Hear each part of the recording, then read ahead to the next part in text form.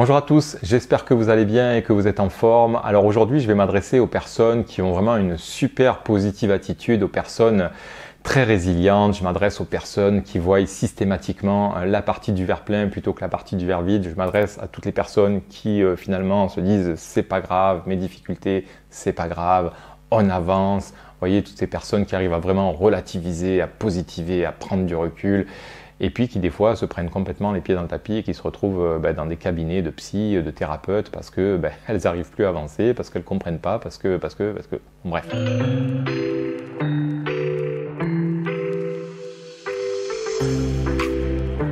Donc voilà, je m'adresse à vous si c'est votre cas. Super, bonne dynamique, je reste positif dans ma façon d'aborder les choses, je prends beaucoup de recul. Tout ça, franchement, moi j'ai rien à dire là-dessus, c'est super d'être capable de se servir quelque part de ses compétences psychologiques pour vraiment prendre du recul sur les événements, d'équilibrer ses perceptions pour essayer de voir un petit peu les avantages et les inconvénients de chaque situation pour ne pas être complètement désolé en voyant que systématiquement que le côté sombre d'une situation. Il y a souvent aussi des côtés positifs, même si des fois on apprend à les voir. Bon bref, vous m'avez compris.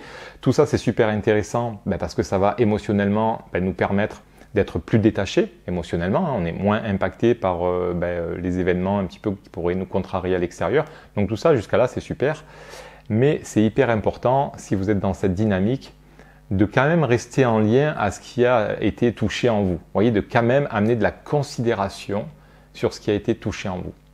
Parce que sinon, ça va vraiment causer des problèmes plus importants à moyen et à long terme. C'est-à-dire que sur le moment, vous avez l'impression de bien vous en sortir. Par contre, à moyen et à long terme, c'est un peu comme si vous tiriez une balle dans le pied. Donc, je vais essayer d'éclairer un petit peu mes propos.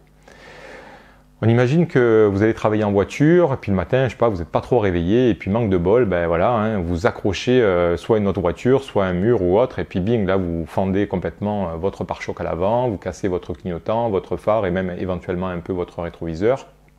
Donc, une personne qui va relativiser, c'est une personne qui va être capable de dire, ok, c'est contrariant, mais bon, il n'y a pas mort d'homme, c'est que du matériel, et puis je suis assuré, j'ai un bon carrossier, et donc ça va peut-être me coûter la franchise, je m'en serais bien passé, mais vous voyez, il n'y a pas mort d'homme, je suis pas blessé, j'ai blessé personne, franchement ça va. Donc forcément, ça c'est super intéressant, vous voyez, on est beaucoup moins impacté qu'une personne qui pourrait dire « Punaise, mon pare-choc, c'est pas possible, et puis ça va me coûter une blinde, et puis il va falloir que je me prive de ma voiture pendant une semaine. » Vous voyez, les personnes qui vont focaliser que sur les inconvénients de cette situation vont être beaucoup plus affectées émotionnellement. Bon, certes, jusqu'à là on est d'accord. Le truc, c'est que même si vous arrivez à relativiser et à prendre du recul, vous allez quand même faire réparer votre voiture. Vous voyez, par exemple, si le pare-choc est cassé, eh bien vous allez le faire réparer. Si le clignotant est cassé, le phare également, pareil pour le rétroviseur. Donc la voiture va retrouver quelque part son fonctionnement initial. Et ce qui se passe parfois en nous, c'est que suivant ce sur quoi nous sommes contrariés, ça peut être dans des dynamiques relationnelles, on peut être affecté par ce que nous a dit notre partenaire, on peut être affecté par ce que nous a dit notre collègue de travail, on peut être affecté par tout un tas de choses. Souvent, en fait, les personnes qui ont tendance à beaucoup relativiser font vraiment le travail de prendre du recul et donc vont être moins touchées émotionnellement.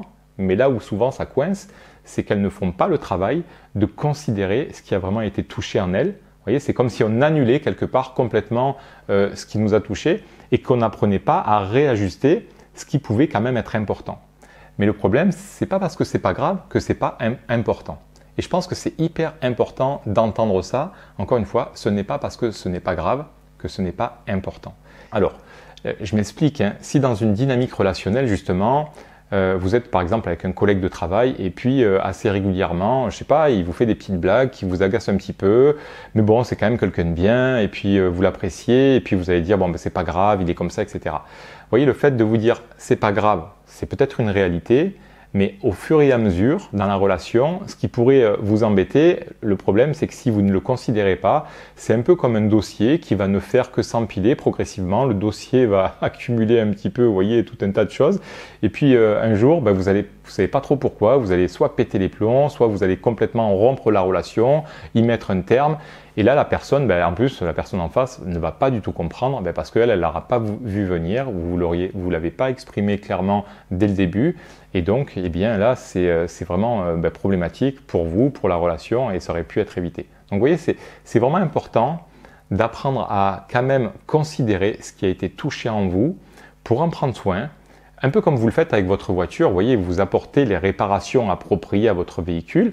Et là, en vous, c'est pareil. C'est-à-dire qu'à un moment donné, c'est pas parce qu'émotionnellement, on peut prendre de la distance et moins ressentir les émotions désagréables qu'il ne faut pas considérer les besoins sous-jacents qui sont liés aux émotions que vous auriez pu ressentir avec lesquelles vous avez réussi à prendre de la distance. Vous voyez, hyper important vraiment d'avoir cette capacité à quand même se considérer les parties ou les parts de vous qui ont été affectées, blessées, un petit peu contrariées pour justement apporter un réajustement. Alors si c'est à un niveau émotionnel intérieur, faire vos réalignements intérieurs, mais si c'est dans on va dire un réajustement dans la relation, être capable de vraiment réajuster au plus tôt ce qui pourrait ne pas convenir dans la relation.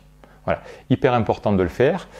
Sinon, encore une fois, c'est un peu comme si, vous voyez, vous avez, je ne sais pas si vous êtes parent, vous avez un enfant, il est contrarié parce qu'il s'est passé quelque chose à l'école, et là, vous allez systématiquement lui dire, écoute, allez, c'est pas grave, c'est pas important, ne pleure pas, vous voyez, et peut-être que oui, en fait, peut-être que c'est important qu'il pleure, peut-être que c'est important qu'il apprenne à exprimer cette tristesse. Vous voyez, c'est pas forcément grave, on est d'accord, mais l'aider vraiment l'intention de vouloir qu'il évite de ressentir sa tristesse va l'empêcher de la ressentir pleinement et va finalement faire que cette tristesse va rester en lui. Vous voyez, c'est un peu comme si on lui coupait l'herbe sous le pied alors que lui, il était en train d'extérioriser des émotions qu'il avait accumulées de par cette expérience un petit peu difficile.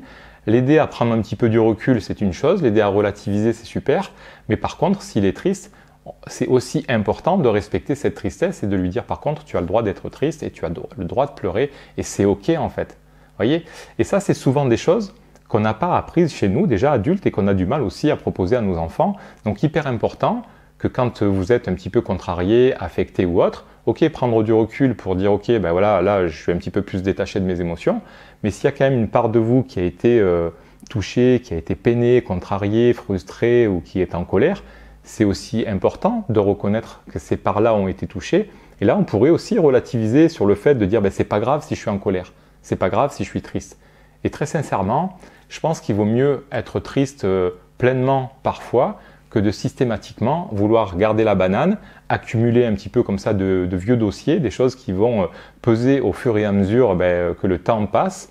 Parce que de toute façon, même si vous ne voulez pas les ressentir pleinement, consciemment, parce que vous êtes dans une positive attitude qui vous évite de ressentir pleinement ces choses-là, un jour ou l'autre, ces vieux dossiers vont vous rattraper. Ça va se manifester par des rêves. Alors ça peut être, encore une fois, ça peut être des rêves, des cauchemars ou tout un tas d'autres rêves un peu frustrants. Et puis ça peut être dans des sursauts émotionnels que vous ne contrôlerez plus par des colères ou des grands mécontentements comme ça dans vos relations que vous ne contrôlerez pas, ou ça peut être tout simplement par des problématiques de santé alors que tout va si bien dans votre vie. Tiens, pourquoi je me retrouve à avoir un problème au dos, pourquoi j'ai des lourdeurs, pourquoi j'ai plus d'élan, pourquoi je me sens toujours un petit peu en difficulté, pourquoi je suis fatigué. Vous voyez, donc super important aussi d'être capable de relativiser sur vos états d'âme. C'est pas grave en fait d'être triste, c'est pas grave d'être en colère. Et je crois que c'est beaucoup plus sain d'ailleurs d'accepter de l'être de temps en temps pleinement, plutôt que de systématiquement vouloir rester dans quelque chose de lumineux, de solaire, de joyeux, etc. Bon, des fois il fait beau, des fois il pleut, et je crois que c'est plus sain en fait de pouvoir aussi, comme le temps, nous offrir ces épisodes météorologiques intérieurs. Voilà, je pense que c'est beaucoup plus sain. J'espère que cette petite vidéo vous a plu. N'hésitez pas encore une fois à partager, n'hésitez pas à laisser un commentaire, à poser vos questions. Je vous souhaite de continuer à relativiser, mais de surtout considérer les parts de vous qui ont besoin, en tout cas qui attirent votre attention, qui ont soit besoin de réajustement, soit besoin de considération, soit besoin de réparation, peu importe. Et puis moi je vous dis d'ici là à très bientôt. N'hésitez pas à me contacter si vous avez besoin. Vous pouvez poser vos questions. Encore une fois, vous avez tous les liens sous la vidéo. Et moi je vous dis à très bientôt pour de nouvelles vidéos et de nouveaux contenus. À bientôt, bye bye, salut.